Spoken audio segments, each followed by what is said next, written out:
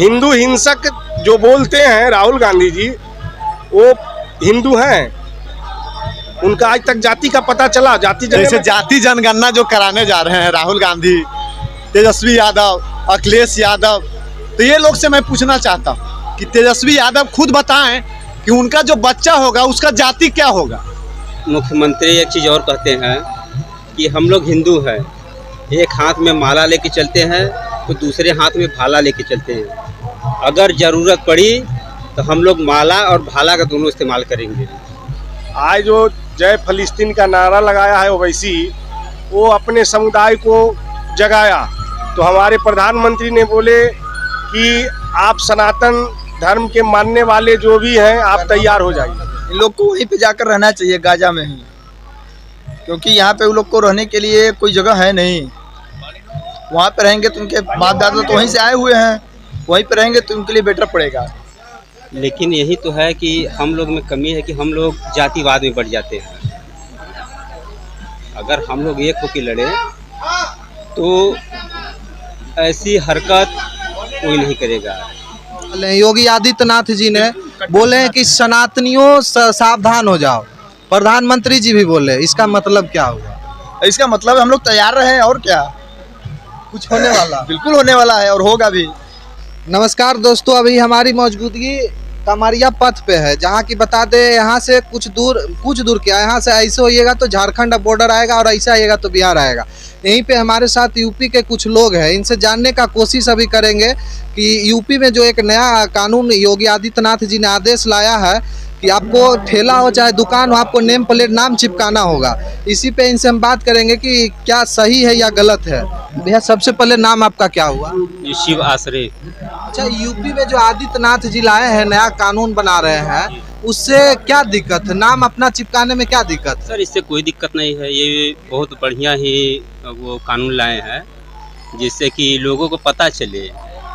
कुछ मुस्लिम लोग ऐसे होते हैं कि जो कि थोड़ा सा नेम प्लेट चेंज करके उस पर थोड़ा सा दुरुपयोग उसका करते हैं। और ये हमारे माननीय यशस्वी मुख्यमंत्री योगी आदित्यनाथ जी का बहुत ही बढ़िया पहल है। ये कहीं ना कहीं पूरे राज्य में ये चीज होना चाहिए। जी बिल्कुल होना चाहिए। अच्छा, कुछ लोग इसका विरोध कर रहे हैं, विपक्ष दल जैसे कि अभी अखिलेश यादव जी हैं, उनको तकलीफें हो रही हैं, तो क्यों तकलीफ? नहीं सर, ये तकलीफ हो रही है गलत है, जो कि ये हमारे यशस्वी मुख्यमंत्री योगी आदित्यनाथ जी का बहुत ही बढ़िया पहल है। बाकी विपक्ष तो सब वो अपना करते रहते हैं। अच्छा, क्या भैया अपना नाम लिखने में क्या गलत है? नाम लिखने में कोई गलती नहीं है। आखिर तो योगी आदित्यनाथ जी को गलत बताया जा रहा है। नहीं, गलत इसमें कुछ भी नहीं है। अपना नेम प्लेट लगाने से क्या दिक्कत है? क्या योगी आदित्यनाथ जी चाहे प्रधानमंत्री हमारे जो देश के हैं, कहीं ना कहीं ये चीज बोले हैं कि मुसलमानों के दुकान से मत कीनो? ये चीज तो नहीं बोले? नहीं, उन्होंने तो ये तो मना नहीं किया है कि हम मुसलमानों की दुकान से मत कीनो, अपना तो बस नेम प्लेट लगाने के लिए बोला है। क्या लग रहा है भैया कि अपना नाम लिखने, अपना पहचान बताने में क्या गलत है? कोई गलत नहीं है बम जी, अपना नाम और पहचान सबके सामने होना बेटर है, क्योंकि इसका कुछ लोग दुरुपयोग करते हैं, तो जो सच्चाई वो सामने हो तो बेटर पड़ेगा। अच्छा, जिस प्रकार से देखा जा रहा है कि इजराइल जब गाजा के ऊपर हमला कर रहा था, उस समय विपक्ष दल जो भी हमारे देश में है, उनको बहुत सारी तकलीफें होती थी गाजा के लिए, फिलिस्तीन के लिए। जैसा कि देखा गया, एक सांसद उन्होंने शपथ लेते हुए जय फिलिस्तीन की नारा दिए। आज बांग्लादेश में हमारे हिंदू भाई को जिंदा काटा जा रहा है, इस पर ना विपक्ष का कोई टिप्पणी आता है, ना विपक्ष कोई खड़ी होता है। अब बताइए, हिंदुओं के साथ ये दोहरी नीति क्यों किया जाता है? इन लोग को वहीं पे जाकर रहना चाहिए, गाजा में ही, क्योंकि यहाँ पे उन लोग को रहने के लिए कोई जगह है नहीं।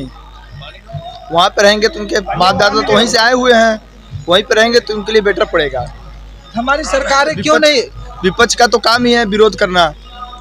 अब इसमें नेम प्लेट में विरोध करने का क्या जरूरत है? जो है सबके सामने होना चाहिए। हाँ भाई, जो ये तो असलियत सच्चाई है, है। नाम बताने में क्या दिक्कत? हाँ, और क्या।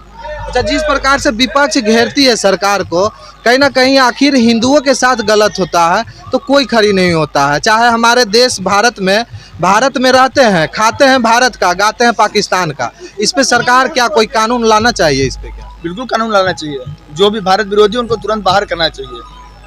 अच्छा, अभी जिस प्रकार से बांग्लादेश में हो रहा है, कांग्रेस का एक नेता है सलमान खुर्शीद, वो ऑन दी कैमरा आकर बोलते हैं कि भारत में भी ये स्थिति होगा। अरे भारत में स्थिति होगा तो आकर के मिल लेना, कितनी आबादी, कितनी जनसंख्या, सब क्लियर हो जाएगा। पाकिस्तान वाले चिल्लाते हैं ना, अगर पानी खोल दिया जाए तो बह जाएगा पाकिस्तान, पता भी नहीं चलेगा। वही हाल है वहाँ पे।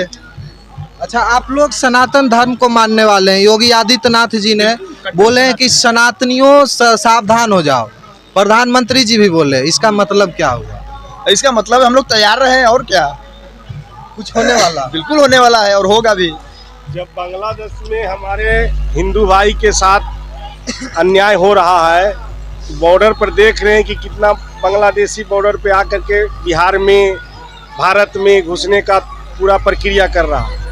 आज जो जय फलस्तीन का नारा लगाया है ओवैसी, वो अपने समुदाय को जगाया। तो हमारे प्रधानमंत्री ने बोले कि आप सनातन धर्म के मानने वाले जो भी हैं, आप तैयार हो जाइए, आप तैयार हो जाइए। तो हम सभी हिंदू भाइयों से मेरा निवेदन है कि 10 पैसे जब इतना वो उड़ रहा है, अगर 10 पैसे जब इतना उड़ रहा है, नहीं, मेरा तो सवाल ये, चारों दिशा में जा करके उसको काट कर ले। भैया आपने ये चीज बोला, हम मानते हैं, लेकिन मेरा सवाल एक ये है कि जब हमारे भारत में मुस्लिमों के ऊपर जब कोई टिप्पणी किया जाता है तो सर तन से जुदा का नारा आता है और कहीं ना कहीं पार्टी से उस नेता को निकाल भी दिया जाता है। तो आज हमारे हिंदू के ऊपर अत्याचार हो रहा है, तो कौन खड़ी होगा? कहाँ गए राहुल गांधी, कहाँ गए तेजस्वी यादव, कहाँ गए अखिलेश यादव, कहाँ गए शिवसेना उद्धव गुट के जो हैं सलमान खुर्शीद, ये सब कहाँ गए? उनका गोंग क्यों पड़े हुए हैं? इनको तो सोचना चाहिए कि हिंदुस्तान सनातनी का देश है और सनातनी के साथ अगर दुर्व्यवहार होता है तो हमारे साधु संत हमारे रक्षक हैं और बॉर्डर पर जो हमारे सेना है वो हमारे सबसे बड़ा रक्षक है। अगर हमारे प्रधानमंत्री अगर चाहेंगे कि बांग्लादेश चाहे जो भी हो, ये सब इनका 5 मिनट का काम है, लेकिन हम सनातनी किसी का जान लेना नहीं पसंद करते, किसी को रक्षा तो बोला जाता है कि हिंदू हिंसक होते हैं। हिंदू हिंसक जो बोलते हैं राहुल गांधी जी, वो हिंदू हैं। उनका आज तक जाति का पता चला? जाति जनगणना पूरे देश में, जाति जनगणना पूरे देश में वो कराना चाहते हैं, लेकिन वो खुद ने अपना जाति नाम बताना चाहते हैं। जाति जनगणना से क्या हो जाएगा? जाति जनगणना कराने का मतलब यही है कि हमारे हिंदू भाई को जाति में बांट दो और मुस्लिम लोग पूरे हर जगह लूट लो। जाति जनगणना कराना है तो पहले मुस्लिम समुदाय में जैसे जाति जनगणना जो कराने जा रहे हैं राहुल गांधी, तेजस्वी यादव, अखिलेश यादव, तो ये लोग से मैं पूछना चाहता हूँ कि तेजस्वी यादव खुद बताएं कि उनका जो बच्चा होगा उसका जाति क्या होगा। उन लोगों को यही सब तो हम बात राहुल गांधी जी से पूछना चाहते हैं, प्रियंका गांधी जी से पूछना चाहते हैं, सभी विपक्षी नेताओं से पूछना चाहते हैं कि क्या आपका सिर्फ मुस्लिम वोट बैंक ही आपका है? हिंदू वोट बैंक आपका नहीं है क्या? हिंदू को काटते रहे, हिंदू को मारते रहे, हिंदू माता बहन को इज्जत लूटते रहे और आप चुपचाप रहिएगा तो जनता नहीं समझ रही है? सब जनता समझ रही है कि हमारा सनातन का आवाज कौन बन रहा है। आज हमारे प्रधानमंत्री बांग्लादेश का आवाज उठाए, योगी जी उठाए, सभी जितने सनातन धर्म के मानने वाले हैं सभी लोग उठा रहे हैं। अभी तक तो कोई विपक्षी दल के नेता से हम आवाज नहीं सुनी। बीजेपी के एक सांसद आते हैं गोड्डा से, या निशिकांत दुबे, उन्होंने पार्लियामेंट में एक बड़ी सवाल उठाया, बड़ी बात भी बोल दी है। अगर सरकार इसमें हस्तक्षेप नहीं करेगी तो बहुत जल्द कुछ ऐसे शहर है जैसे पारू आता है झारखंड का, कटिहार, किशनगंज, ये सब शहर से हिंदुओं को पलायन करना पड़ेगा जिस तरह से मुस्लिमों की घुसपैठ बढ़ रही है। ये तो सभी पब्लिक लोग देख रहे हैं, सही बात है, ये बिल्कुल 100 में 100% सत्य है। आज हम हिंदुस्तान में भी गूंगे पड़े हैं कि हम कोई ऐसा कार्य नहीं करें कि हमारे सनातन भाई को कहीं पर कोई दिक्कत हो, क्योंकि सनातन भाई जो है हमारा बांग्लादेश हो चाहे पाकिस्तान हो चाहे जहाँ भी पूरे देश पूरे वर्ल्ड में एक ही तो भारत देश है जो कि हिंदू सनातन देश का है। और अगर इसको हिंदू राष्ट्र बना दिया जाए तो हमारे सभी हिंदू सनातनी के लिए लाभ होगा। हम ये थोड़ी कहते हैं कि अल्पसंख्यक यहाँ से भाग जाए, हमारा ये नियत नहीं है। हम तो दोनों भाई भाई कहते हैं, लेकिन वो भाई वाला काम कहाँ कर, भाई का मानते हो तो भाई को चारा बना दो। भाई को चारा बनाते थे। जिस दिन हमारा हिंदू भाई जाग जाएगा उस दिन खुद वो चारा बन जाएगा। मेरे मुख्यमंत्री एक चीज़ और कहते हैं कि हम लोग हिंदू हैं, एक हाथ में माला लेके चलते हैं तो दूसरे हाथ में भाला लेके चलते हैं। अगर ज़रूरत पड़ी तो हम लोग माला और भाला का दोनों इस्तेमाल करेंगे। अच्छा, सबसे बड़ी बात यह है कि भैया आपने अभी हिंदू और सनातनी बोला। हम मानते हैं हिंदू हैं, सनातनी हैं, लेकिन जब चुनाव आती है तो सभी पार्टियां अपनी अपनी जाल जब बिछाती हैं तो उस समय आप भी कहते हैं कि मेरे जाति से आता है, हम इसको वोट देंगे। यही एकता के कारण हमारा देश बर्बाद हो रहा है। सर ये बिल्कुल गलत है। हिंदू जो है उनको एकजुट होकर रहना चाहिए, उसमें जातिवाद को न बांटे।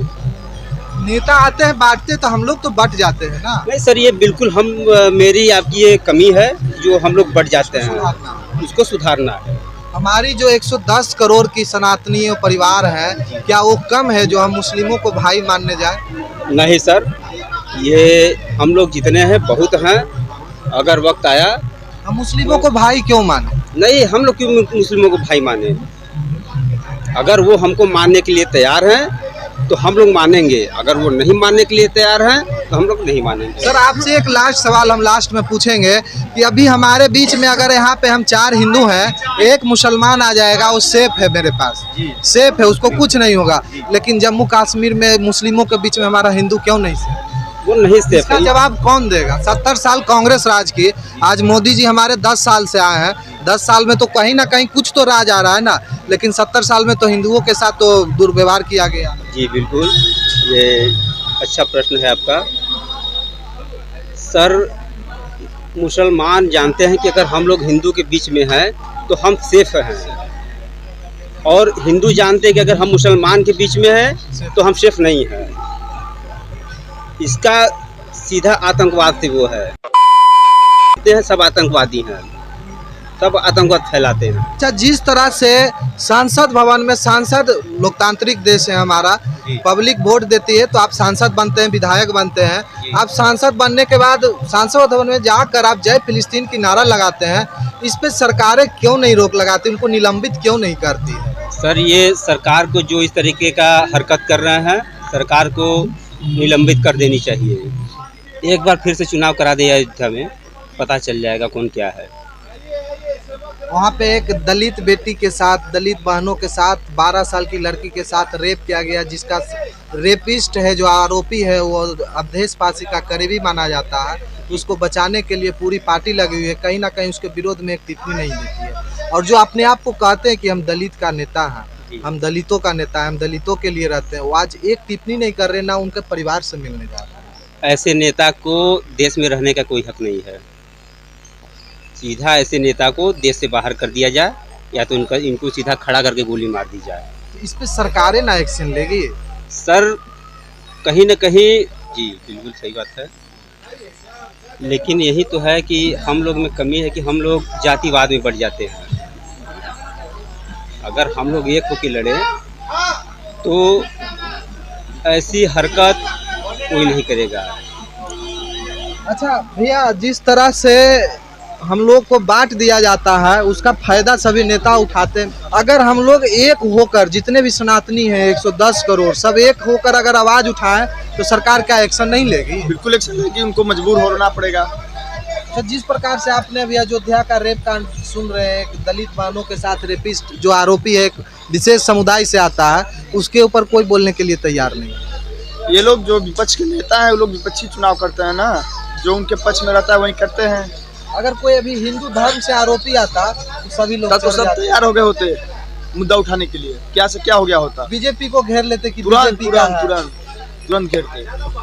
जैसा कि अभी आपने देखा, हमारे साथ सभी कामारिया भाई थे, इन्होंने सभी ने अपने अपने राय को रखा। बाकी वीडियो आपको अच्छा लगे, चैनल को सब्सक्राइब करें, लाइक करें, शेयर करें। जय हिंद, जय भारत।